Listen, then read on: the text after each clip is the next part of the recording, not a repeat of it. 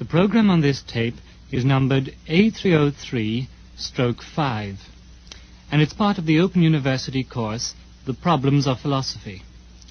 It is linked with Units 7 to 8 of that course, and its title is A Debate on the Existence of God. This program is edited from a famous radio discussion between Bertrand Russell and F.C. Copleston, S.J. This discussion is reproduced in full in the set book The Existence of God, edited by John Hick. The program is introduced by Stuart Brown, Senior Lecturer in Philosophy at the Open University. BBC production is by Richard Callanan. The program starts after the tone signal with the voice of Stuart Brown. Its approximate duration is 19 minutes.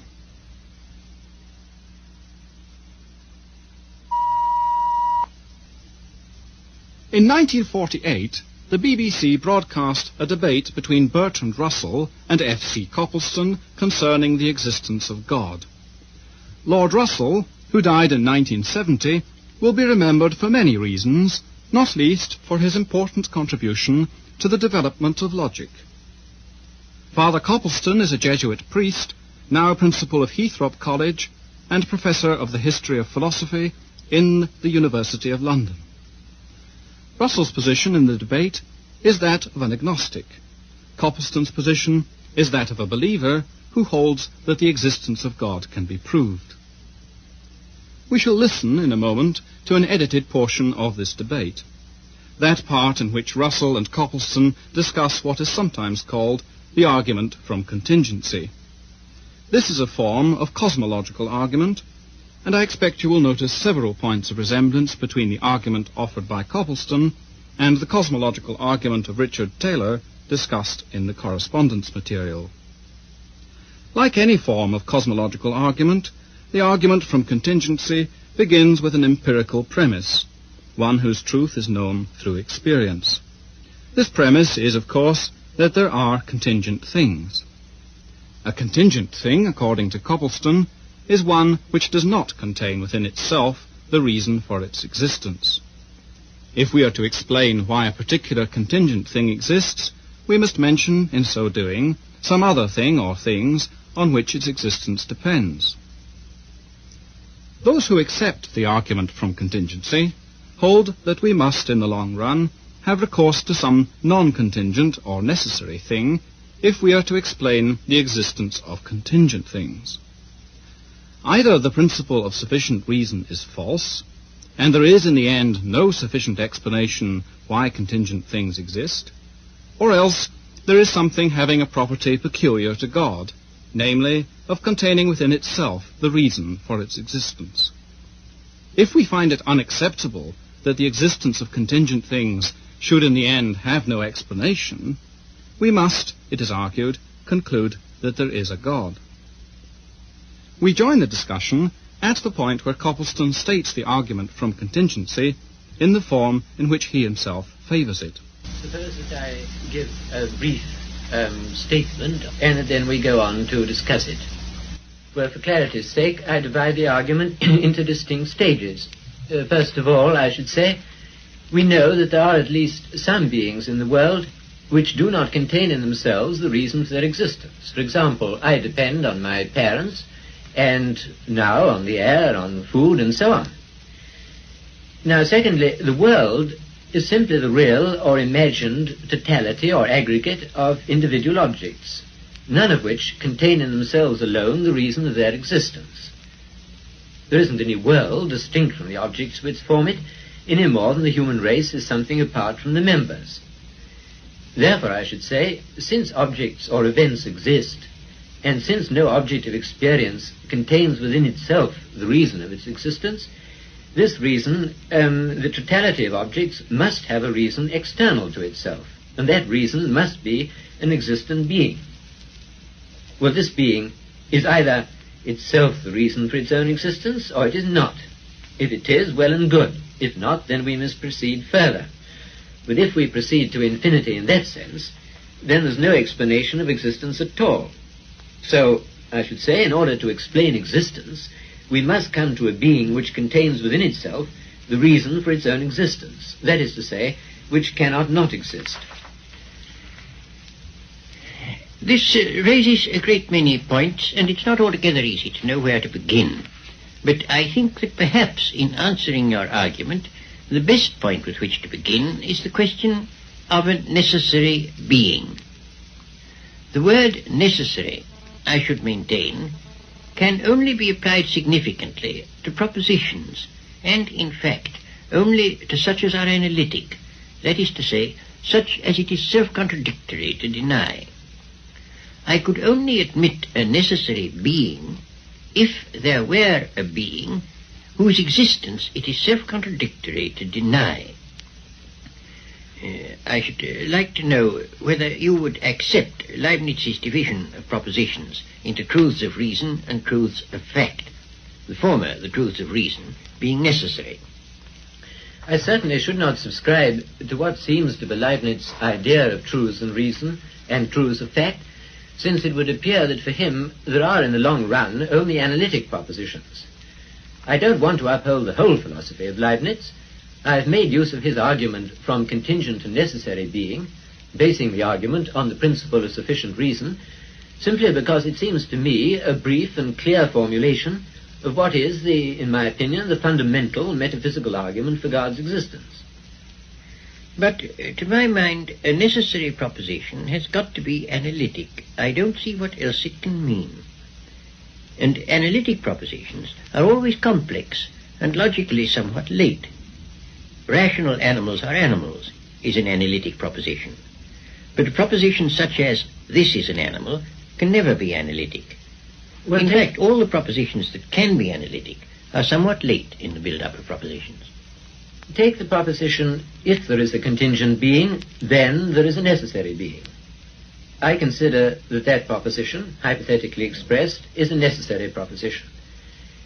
If you are going to call every necessary proposition an analytic proposition, then in order to avoid a dispute in terminology, I will agree to call it analytic, though I don't consider it a tautological proposition. But the proposition is a necessary proposition only on the supposition that there is a contingent being. That there is a contingent being actually existing has to be discovered by experience. And the proposition that there is a contingent being is certainly not an analytic proposition. Though once you know, I should maintain, that there is a contingent being, it follows of necessity that there is a necessary being. The difficulty of this argument is that I don't admit the idea of a necessary being, and I don't admit that there is any particular meaning in calling other beings contingent. These phrases don't, for me, have a significance, except within a logic that I reject. A contingent being is a being which has not in itself the complete reason for its existence. That's what I mean by a contingent being. You know as well as I do that the existence of neither of us can be explained without reference to something or somebody outside us, our parents, for example. The necessary being, on the other hand, means a being that must and cannot not exist. You may say that there is no such being, but you will find it hard to convince me that you do not understand the terms I am using. If you do not understand them, then how can you be entitled to say that such a being does not exist, if that is what you do say? Well, I will say that what you have been saying brings us back, it seems to me, to the ontological argument that there is a being whose essence involves existence, so that his existence is analytic. That seems to me to be impossible. And it raises, of course, the question what one means by existence. And as to this, I think a subject named can never be significantly said to exist, but only a subject described, and that existence, in fact, quite definitely, is not a predicate. Well, you say, I believe, that it is bad grammar, or rather bad syntax, to say, for example, T.S. Eliot exists. One ought to say, for example, the author of Murder in the Cathedral exists. Are you going to say that the proposition, the cause of the world exists, is without meaning? You may say that the world has no cause, but I fail to see how you can say that the proposition that the cause of the world exists is meaningless. Put it in the form of a question. Has the world a cause, or does a cause of the world exist? Most people surely would understand the question, even if they don't agree about the answer. Certainly, the question, does the cause of the world exist, is a question that has meaning. But if you say, yes, God is the cause of the world, where using God as a proper name, then God exists will not be a statement that has meaning. That is the position that I'm maintaining. And therefore, it will follow that it cannot be an analytic proposition ever to say that this or that exists. And take, for example, suppose you take as your subject the existent round square. It would look like an analytic proposition that the existent round square exists. But it doesn't exist. No, it doesn't. Then surely you can't say it doesn't exist unless you have a conception of what existence is. As to the phrase, existent round square, I should say that it has no meaning at all. I quite agree. Then I should say the same thing in another context in reference to a necessary being. Well, we seem to have arrived at an impasse. To say that a necessary being is a being that must exist and cannot not exist has for me a definite meaning. For you it has no meaning. Well, we can press the point a little, I think. A being that must exist and cannot not exist would surely, according to you, be a being whose essence involves existence. Yes, a being the essence of which is to exist. But I should not be willing to argue the existence of God simply from the idea of his essence, because I don't think we have any clear intuition of God's essence as yet. I think we have to argue from the world of experience to God. Yes, I quite see the distinction. But at the same time, for a being with sufficient knowledge, it would be true to say, here is this being whose essence involves existence. Yes, certainly. If anybody saw God, he would see that God must exist. So that, there is a being whose essence involves existence, although we don't know that essence. We only know there is such a being. Yes. I should add, we don't know the essence a priori. It is only true a posteriori, through our experience of the world, that we come to a knowledge of the existence of that being. And then, one argues, the essence and existence must be identical. Because if God's essence and God's existence were not identical, then some sufficient reason for this existence would have to be found beyond God. So it all turns on this question of sufficient reason. And I must say, you haven't defined sufficient reason in a way that I can understand. What do you mean by sufficient reason? You don't mean cause? Not necessarily. Cause is a kind of sufficient reason. Only contingent being can have a cause. God is his own sufficient reason, but he is not cause of himself. By sufficient reason in the full sense, I mean an explanation adequate for the existence of some particular being. But when is an explanation adequate? Suppose I am about to make a flame with a match. You may say that the adequate explanation of that is that I rub it on the box. Well, for practical purposes, but theoretically that's only a partial explanation. An adequate explanation must ultimately be a total explanation, to which nothing further can be added. Then I can only say you're looking for something which can't be got and which one ought not to expect to get. To say that one has not found it is one thing. To say that one should not look for it seems to me rather dogmatic. What I'm doing is to look for the reason, in this case the cause, of the objects, the real or imagined totality of which constitute what we call the universe.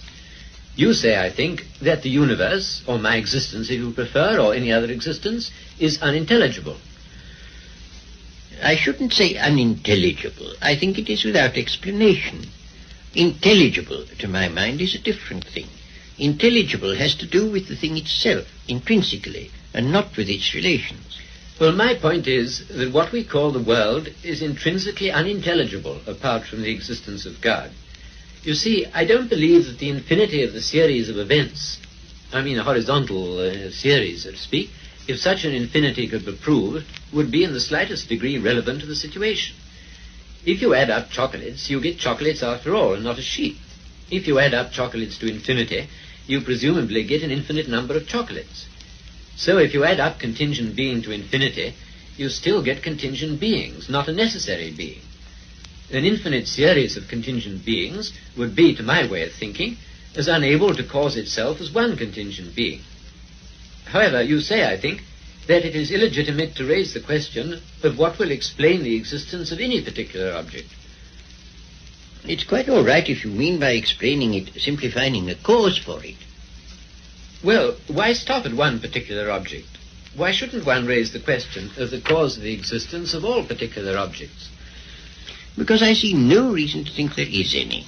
The whole concept of cause is one we derive from our observation of particular things.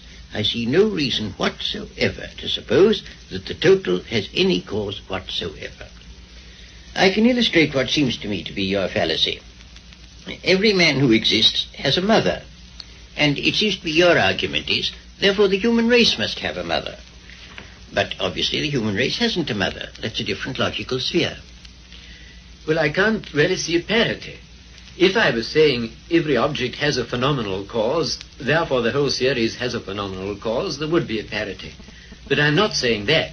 I'm saying every object has a phenomenal cause, if you insist on the infinity of the series, but the series of phenomenal causes is an insufficient explanation of the series. Therefore the series has not a phenomenal cause, but a transcendent cause. Well, that's always assuming that not only every particular thing in the world, but the world as a whole, must have a cause. For that assumption I see no ground whatever. If you'll give me a ground, I'll listen to it. Well, the series of events is either caused or it's not caused. If it is caused, there must obviously be a cause outside the series. If it's not caused, then it's sufficient to itself. And if it's sufficient to itself, it is what I call necessary. But it can't be necessary, since each member is contingent. And we've agreed that the total is no reality apart from the members. Therefore it can't be necessary. And I should like to observe in passing that the statement that the world is simply there and is inexplicable can't be got out of logical analysis. I cannot see how science could be conducted on any other assumption than that of order and intelligibility in nature.